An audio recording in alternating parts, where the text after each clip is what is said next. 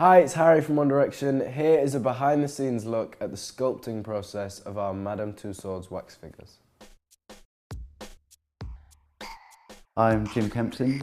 I'm a principal sculptor at Madame Tussauds, and I've just been sculpting Harry Styles. I met Harry in January, and at that point we take about 200 measurements and about 400 photographs. Also discuss what sort of expression that Harry would like to have for the portrait.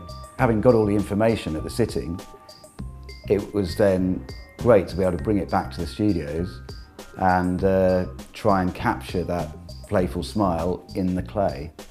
You can't totally rely on it just suddenly working. You need to really make sure that every little nuance of that smile is captured. It was a challenge, but it was a great challenge. Having gathered all the information that we could in the hour or so we had with Harry, we built up from an armature, basically a thin metal structure, just enough to support the clay, and build up the clay, gradually building up until it takes the form and it has the same kind of feel of the volume of Harry's head.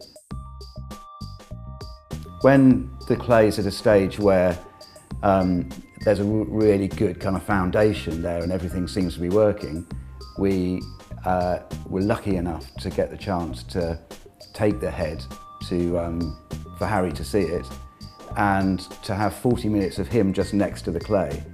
And that 40 minutes is more valuable than all the 4 or 5 weeks of sculpting here from two-dimensional information. When you see the brightness in the individual, you can then try to capture some of that in the clay. I mean, Harry is quite funny. At one point he just said, you know what, Jim, I really don't think this is working. I think we're going to have to start again.